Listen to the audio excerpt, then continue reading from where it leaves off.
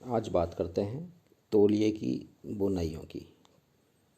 इसे हम towel weave कहते हैं। तौलिए की बुनाई मतलब जितने भी तौलिए हम इस्तेमाल करते हैं, दैनिक इस्तेमाल करते हैं, इनमें किस प्रकार की बुनाइयाँ बनाई जाती हैं। आपने देखे होंगे विभिन्न प्रकार की बुनाइयों से बुने हुए तौलिए, अलग अलग रंगों के, अलग अलग डिज़ाइनों के। तो इनमें डिज़ाइन डाली जाती है तो क्यों डाली जाती है और किस प्रकार के धागों का इनमें प्रयोग किया जाता है और ये बुनाइयाँ किस प्रकार की बनती हैं और इनके क्या क्या हमने नाम दिए हैं। अब देखिए, तौलिए बनाने हेतु प्राकृतिक तंतु जैसे कपास से बने धागों का प्रयोग किया जाता है। क्यों किया जाता है कपास से बने हुए धागों का प्रयोग? क्योंकि इनमें नमी को सोखने की क्षमता अत्यधिक होती है। ठीक है, तो तौलिए में हमको किस प्रकार के धागे, किस प्रकार के तंतुओं की आवश्यकता होती है?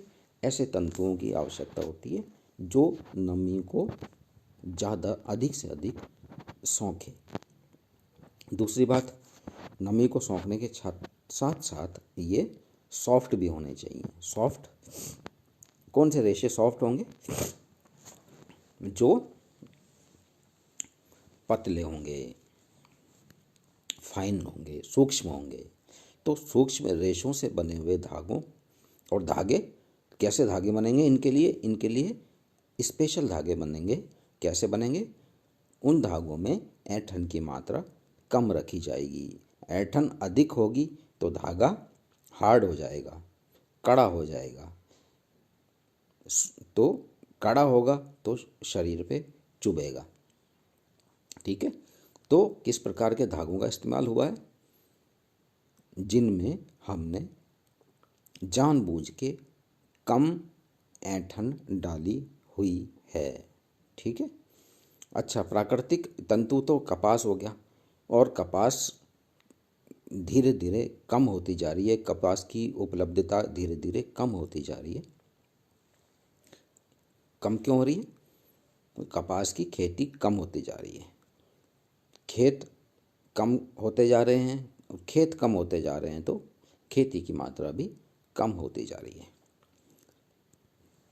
ठीक है, इसका फिर हमने क्या सब्स्टिट्यूट निकाला है? हमने क्या किया फिर कि कृत्रिम जो रेशे होते हैं उनका भी प्रयोग होने लगा। कृत्रिम रेशों में अत्यधिक विस्कोस का प्रयोग किया जाता है। रेयन जिसे हम मैन मेड फाइबर बोलते हैं। मैन मेड फाइबर, रेयन क्यों? क्योंकि इसमें भी प्राकृतिक वस्तुओं का ही इस्तेमाल होता है रेयन के रेशे का निर्माण करने के लिए।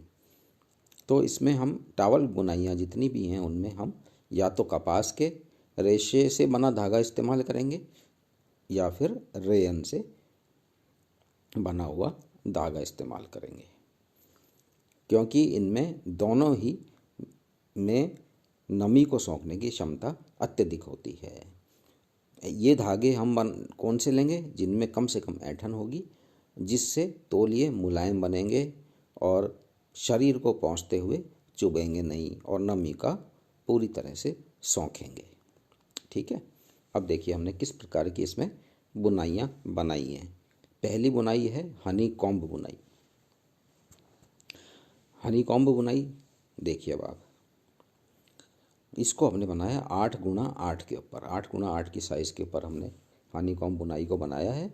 और इसको देखिए अब आप, इसमें पहला काम हमने क्या किया है, यहाँ पे ये लाइन बनाई है, और दूसरा काम क्या किया हमने, यहाँ ये एक छोड़ते हुए, एक निशान को छोड़ते हुए ये लाइन बनाई है।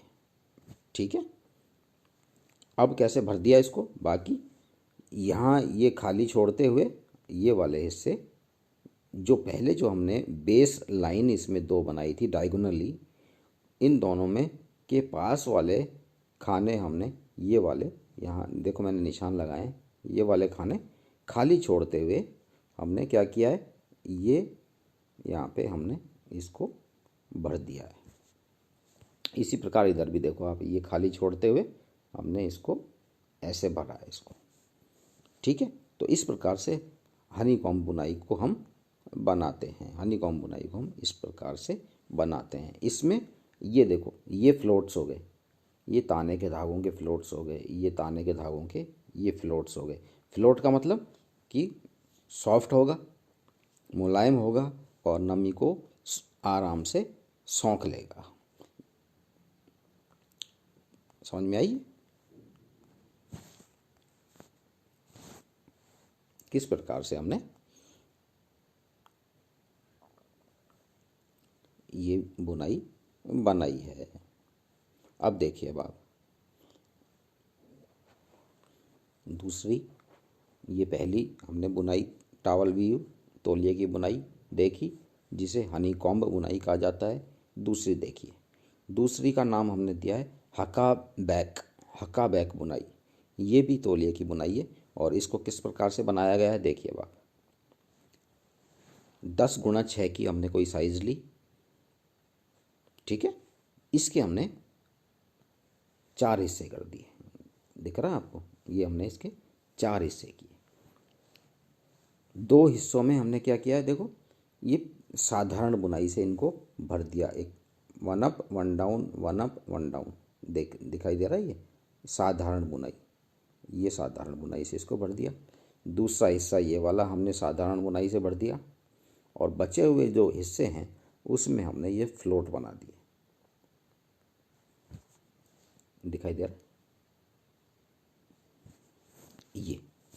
तो इस प्रकार की जो बुनाई होती है वो हका बैक बुनाई कहलाती है, बनती है, ठीक है। इसको वापस से देखो जरा, क्या किया हमने, 10x6 की साइज़ थी। 10x6 माने 10 धागे हमने ताने के लिए हैं और 6 धागे हमने बाने के लिए हैं। ये वाले जो धागे हैं ये 6 बाने के धागे हैं, और ये वाले जो धागे हैं 10, ये धागे ताने के धागे हैं। इसको बुनाई को बहुत आसान तरीके से कैसे बनाया हमने, इसके 4 हिस्से किए, 2 हिस्सों में साधारण बुनाई भर दी, और बाकी के 2 हिस्से थे उन पे फ्लोट बना दिए। देखिए फ्लोट साइज़ क्या हुई यहाँ पे, 5, फ्लोट साइज़ 5। यहाँ देखिए 1 2 3 4 5, ये देखो ये 5 की फ्लोट साइज़ और ये 3 3 की फ्लोट साइज़, दिखाई दे रहा है। इस प्रकार से हम हका बैक बुनाई को बनाते हैं। और तीसरी बुनाई देखिए, इसको हमने नाम दिया है मॉकलिनो। मॉकलिनो, इसमें क्या किया हमने देखो, ये बुनाई हमने बनाई है 6x6 के ऊपर। 6x6 माने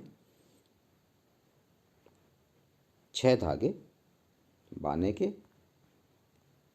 और 6 ही धागे हमने लिए हैं ताने के, ठीक है। इस बुनाई के भी बनाने के लिए क्या किया हमने, इसके 4 हिस्से किए, 2 हिस्सों में इस तरह से कोनों में निशान लगा दिए,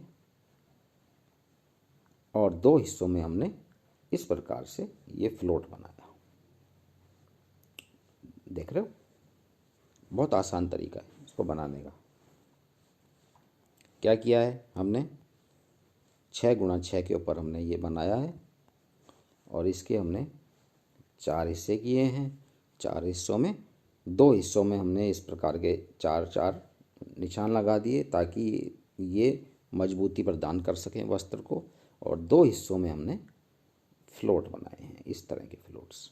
तो इस तरह की जो डिज़ाइन होती है वो मॉकलिनो डिज़ाइन कहलाती है, और ये डिज़ाइन का जो प्रयोग होता है वो कहाँ पे होता है, ये टावल्स के लिए इस्तेमाल तौलियों में किया जाता है, इसलिए ये टावल बुनाई कहलाती है। टावल बुनाई, बात समझ में आई, टावल बुनाई किस प्रकार से हम बनाएंगे, कैसे हम धागों का प्रयोग करेंगे, और किस प्रकार की डिज़ाइनें हम इसमें बनाते हैं, ठीक है। अगली क्लास में हम दूसरा कोई टॉपिक देखेंगे।